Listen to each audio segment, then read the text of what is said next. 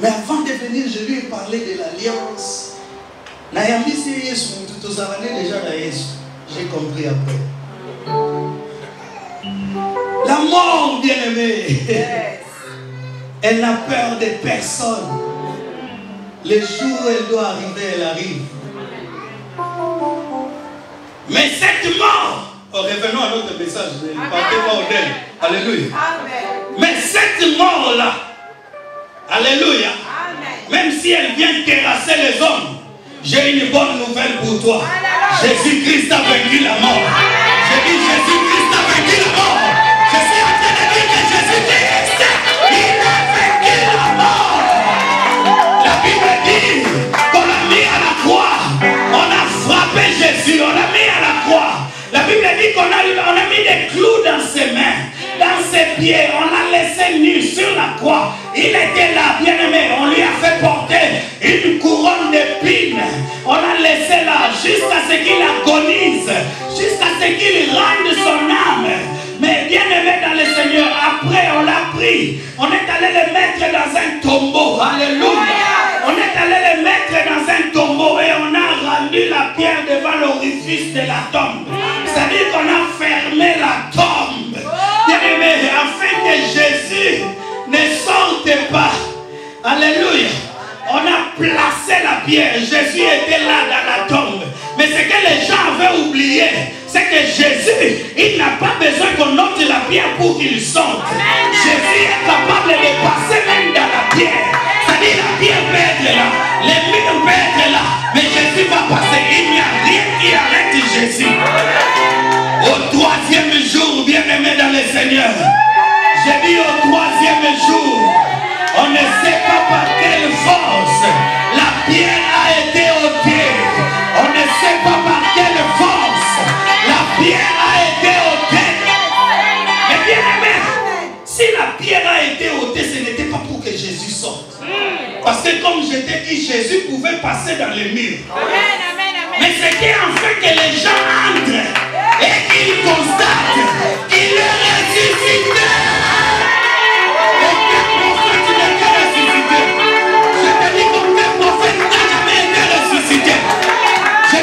Il est revenu, il est mort. Deuxième est revenu, il est mort.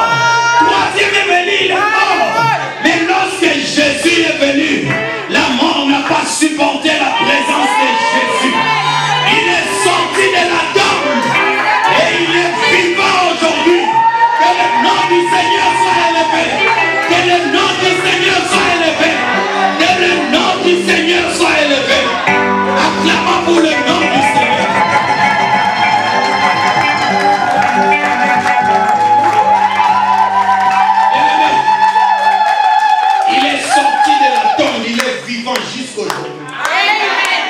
Personne qui peut arrêter Jésus.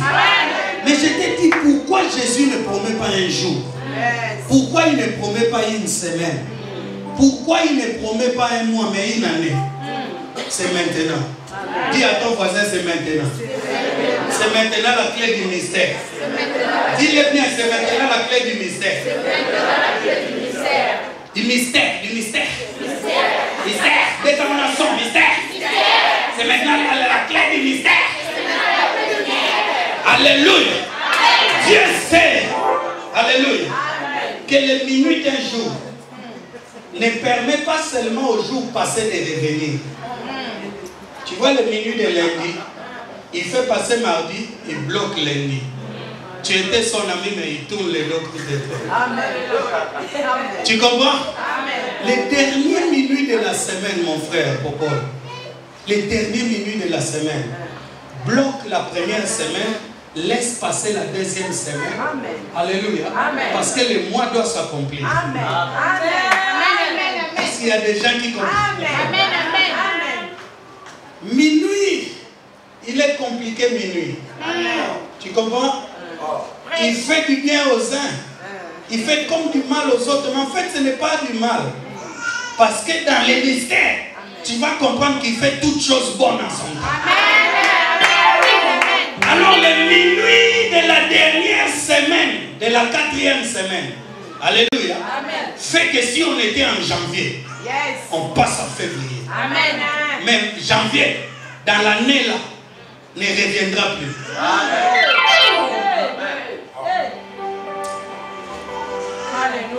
Alléluia. Ça avance comme ça, du jour à la semaine, de la semaine au mois, du mois à l'année. Alléluia. Amen. Et on arrive à la fin de l'année. On est le 31 décembre. À 12 h, rien ne se passe. Personne ne crie bonne année comme chez moi au bled. Alléluia. À 12 h du jour, le 31, personne ne crie.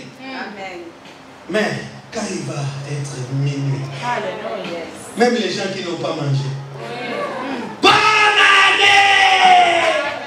C'est-à-dire le 31 décembre fait passer à quel jour? Le 1er janvier. Mais maintenant, il faut comprendre le mystère.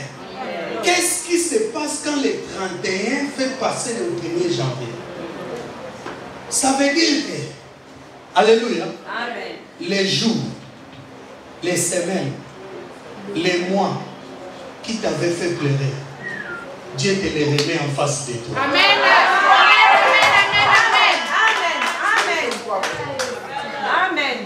J'ai dit quand on passe du 31 au 1er janvier. Alléluia.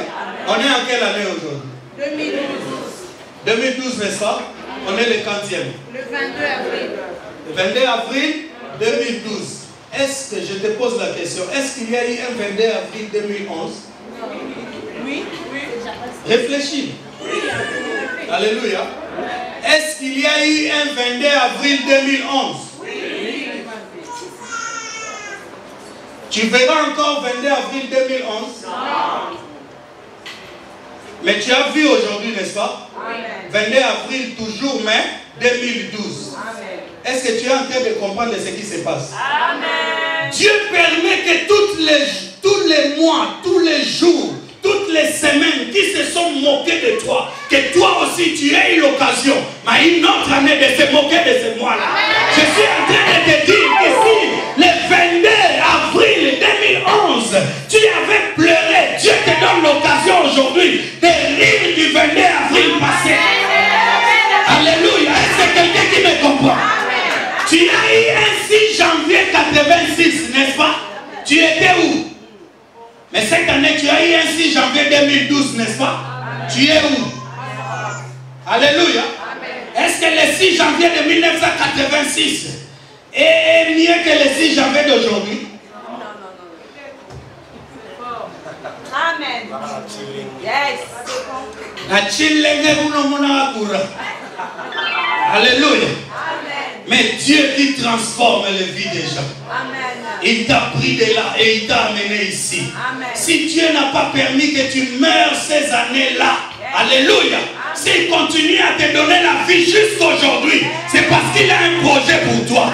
Je dis c'est parce qu'il a un projet de paix, de bonheur pour toi.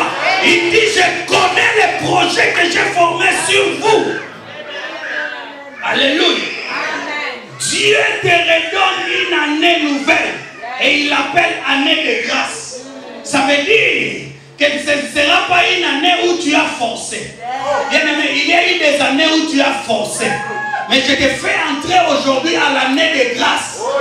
C'est-à-dire que tu ne seras pas obligé de lui donner l'argent pour qu'il t'appelle chéri. Mais il t'appellera chéri par la puissance de l'amour. Il y a eu des années où il fallait que tu prépares quelque chose pour qu'on te reconnaisse. Mais je suis en train de te dire, mais tu as déjà vu un homme affamé, mais amoureux. On lui pose la question, tout ça pourquoi? Parce qu'il est amoureux.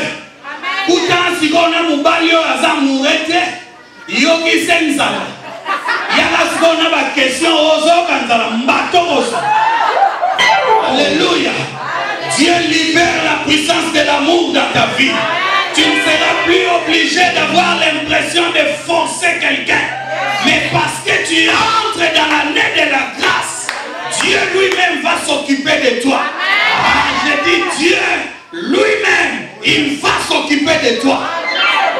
Dans la grâce, c'est Dieu qui s'occupe des gens. Ce n'est plus les gens qui se forcent à être vus par Dieu. Vous comprenez cela? Dans la grâce, tu ne forceras rien. Dans la grâce, tu frapperas, la porte s'ouvrira. Dans la grâce, tu demanderas, on te donnera. Amen. Dans la grâce, tu voudras voyager, tu voyageras. Bien aimé, il y a eu des années où on a regardé aux gens qui pouvaient nous inviter en Europe. Mais ils ne nous ont pas invités.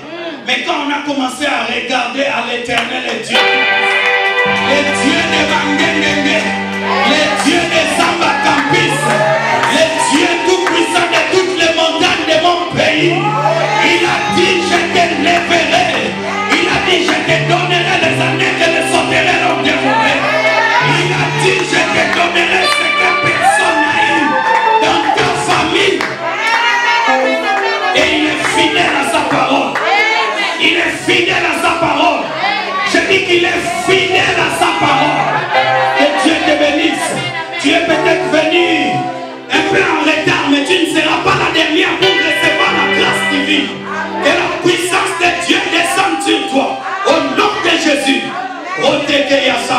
L'Esprit du Seigneur te cherchait.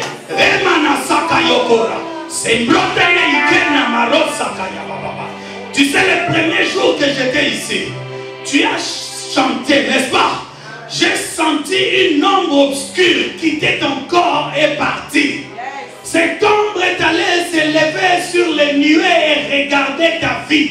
Mais j'ai vu des fleurs commencer à naître et à pousser dans ta vie. J'ai dit à l'apôtre, cette femme va recevoir une grâce de Dieu. Toi-même, tu sentais que par moment, tu as des peurs que tu ne peux pas justifier. Tu peux être comme ça, tu commences à avoir peur. Tu as l'impression qu'un malheur va t'arriver. Mais je suis en train de t'annoncer que la main du Seigneur est descendue dans ta vie. Ces malheurs n'arriveront pas ainsi par l'Éternel. Ces malheurs n'arriveront pas ainsi par l'Éternel. Laisse que la main puissante de Dieu descende sur toi maintenant.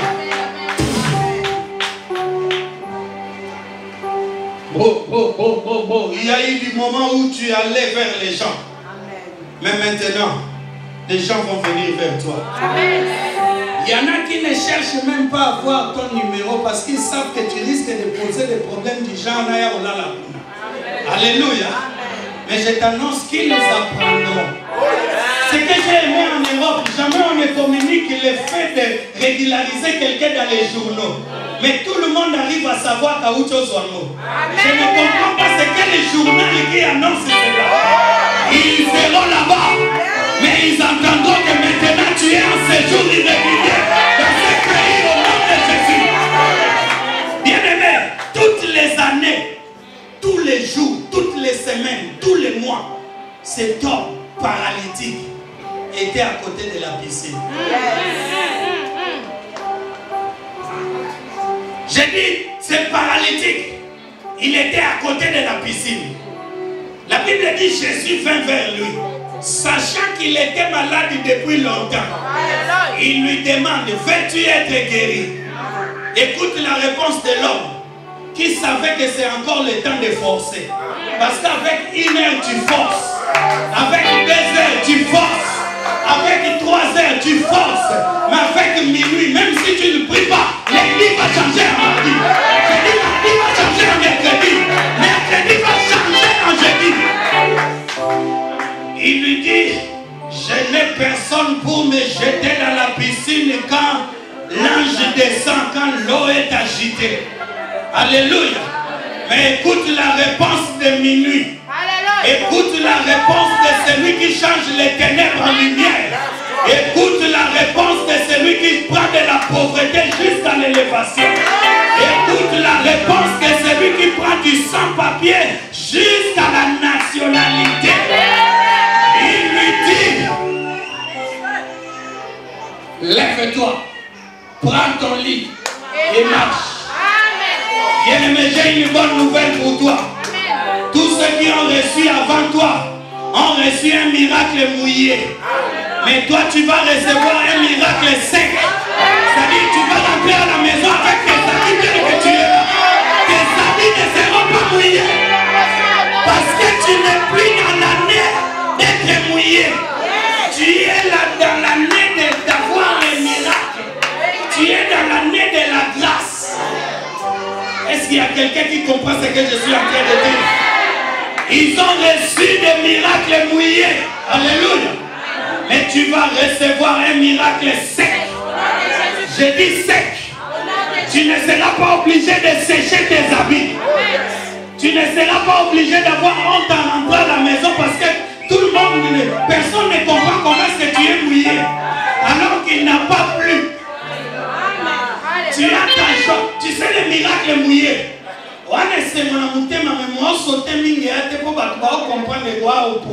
Alors que boule est peut-être.